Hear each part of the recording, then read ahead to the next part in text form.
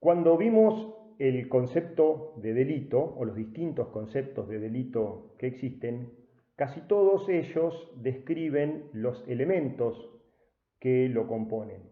Y estos elementos surgen entonces que el delito va a ser la acción típica, antijurídica, culpable y punible. Dentro de esos elementos entonces vamos a ver en primer término el de acción. Como un breve desarrollo dogmático, vamos a decir que el concepto de acción lo que tiene es la función de establecer el mínimo de elementos que determinan o que van a determinar en un comportamiento humano que tengan o no relevancia para el derecho penal. O sea, en otras palabras, lo que va a caracterizar un comportamiento como acción o como no acción, llamémosle omisión, va a determinar si justamente ese comportamiento es relevante para el derecho penal. En esto surgen entonces, o para determinar esto, surgen entonces distintas teorías. Nosotros las más comunes son tres. Una es la causalista, en la cual se determina que la acción es un comportamiento voluntario que causa un resultado, justamente de ahí es el causalismo. Las teorías finalistas, en los cuales establecen que la acción depende de la dirección que a su acción le quiera dar el autor. O sea que la acción acá sería un actuar dirigido conscientemente hacia un objetivo, justamente la finalidad que tiene ese accionar.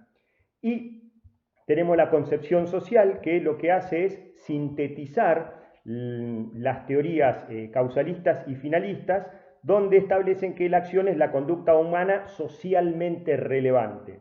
O sea que acá la conducta puede consistir tanto como una actividad final, esto es, siguiendo la postura finalista, como la causación de determinadas consecuencias con ese accionar. En ese caso estamos ante la teoría causalista.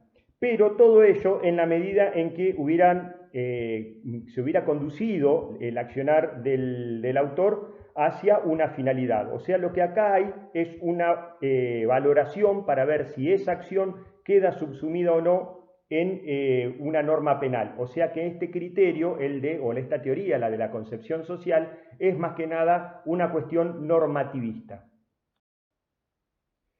En cuanto a la definición del concepto de acción, tenemos varios. Entre ellos podemos mencionar al de Fontán Balestra, que dice que es la conducta, es la conducta humana exteriorizada, ¿sí? O que exterioriza la personalidad del autor, que domina justamente esa acción y la dirige hacia un resultado. Esta definición lo que hace es agregar un elemento importante a otras definiciones, como por ejemplo la de Maurach, que decía que era una conducta dominada por la voluntad que la dirige hacia un resultado determinado. O sea que aquí lo que Fontán Balestra agrega es el dominio del hecho.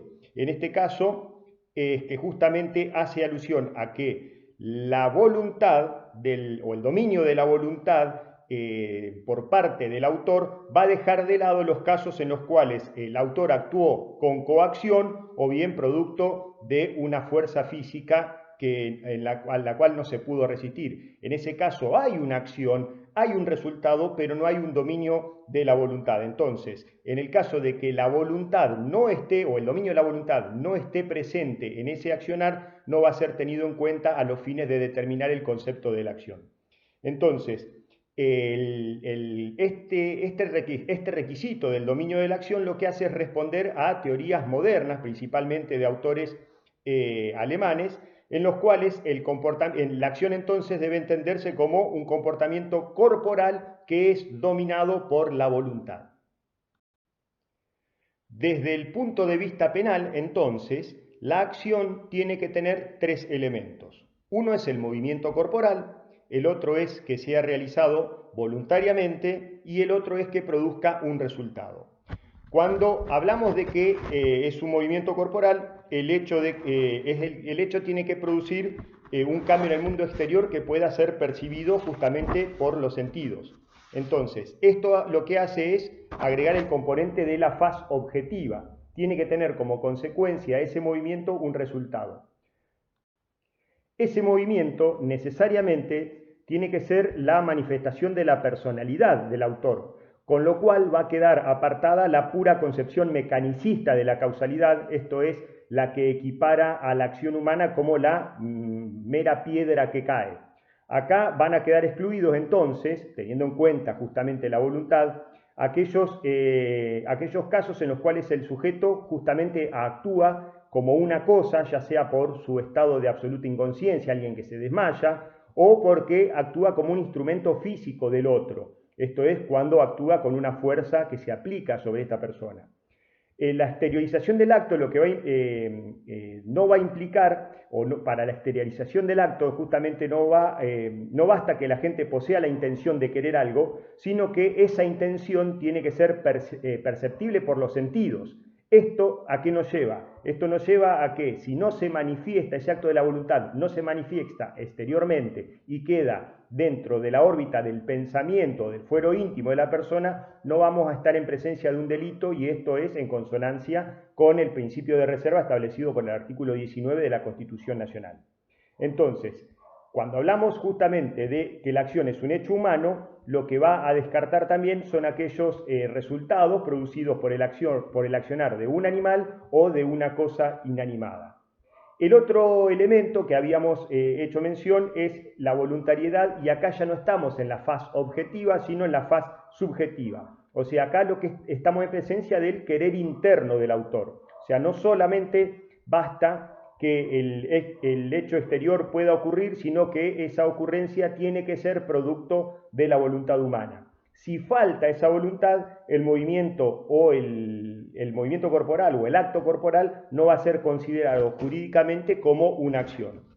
Y de este accionar se tiene que producir un resultado. Esto es un cambio en el mundo exterior, que puede ser producto de una actividad o de una inactividad. O sea que no va a existir nunca un delito si no hay un resultado.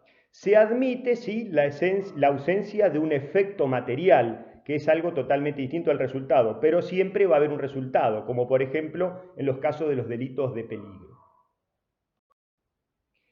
En cuanto al nexo de causalidad, se dice que cuando hay una mutación producida en el mundo exterior y a la misma puede considerársela producto o consecuencia de un hecho humano, decimos que entre una y otra hay una relación de causalidad. Esto es, una relación de causa y efecto. Las distintas teorías que hay respecto de esto no buscan determinar cuándo un sujeto es el responsable jurídicamente de un resultado, sino solamente cuándo ese resultado puede ser atribuido por el derecho a este sujeto.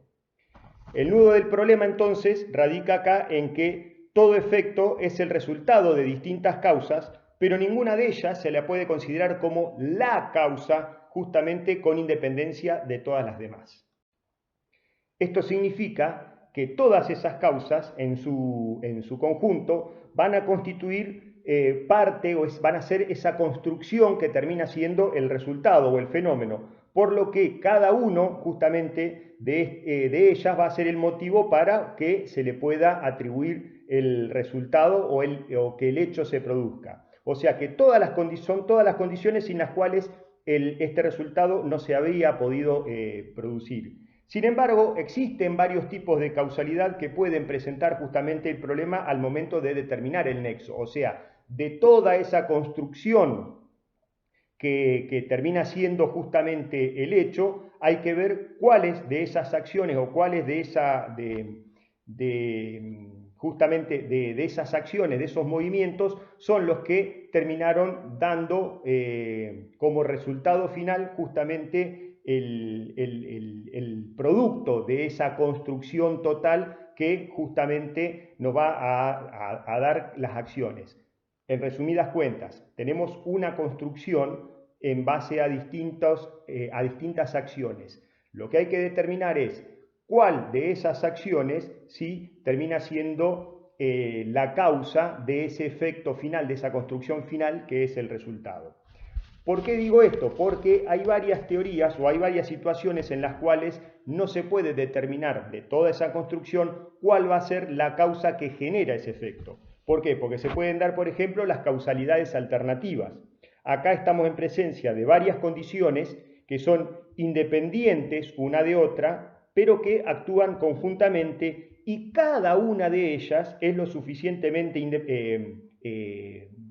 idónea para producir el resultado. O sea, todas ellas tienen la misma efectividad para producir el resultado independientemente una de otra, más allá de que han actuado en forma conjunta. Ejemplo, A y B de manera independiente suministran a C una dosis letal de veneno que actúa mortalmente al mismo tiempo. O sea, vuelvo a reiterar, dos situaciones o dos acciones que independientemente podían generar el resultado, pero que sin embargo actúan de manera conjunta. Otra de las situaciones que se pueden dar es en cuanto a la causalidad acumulativa. Acá se dan varias condiciones establecidas de manera independiente que actúan de manera conjunta para generar un resultado. En este caso el ejemplo sería que A y B suministran independientemente entre sí dosis no letales de veneno a C, pero las cuales actúan justamente mortalmente sobre este por la acción conjunta de ambas dosis, o sea, la acumulación de esas acciones que no tenían, actuando independientemente, la posibilidad de generar ese resultado. Después también tenemos los cursos causales atípicos. Acá el resultado se produce por una causa que se adjunta a la acción del autor. Por ejemplo, A lesiona a B, pero B muere producto de una mala praxis cometida por parte del médico C. Después tenemos la causalidad hipotética. Acá otra causa podría haber causado el mismo resultado que buscaba el autor al realizar el hecho primigenio. Por ejemplo, A suministra a B una dosis mortal de veneno, pero se determina con posterioridad que B habría muerto de todos modos, más allá de que no hubiera sido envenenado, suponiendo que tenía una afección cardíaca y más allá de que no hubiera sido envenenado, moría igual. Y tenemos por último los casos de la causalidad que se interrumpe o que también se denomina causalidad rota. Acá interviene un acontecimiento independiente que excluye la existencia de la anterior causalidad, quitándole justamente a la primera causalidad todo tipo de operatividad. Por ejemplo, A envenena la comida de B y antes de que el veneno haga efecto sobre B, viene C y mata de un disparo a B. Entonces, acá tenemos distintas situaciones que se nos pueden dar en los cuales no se puede determinar fehacientemente a cuál vamos a considerar el nexo de causalidad, o sea, cuál de todas esas causas fue la que generó el efecto. Entonces, surgen a partir de eso distintas teorías que son las que vamos a ver en el bloque siguiente.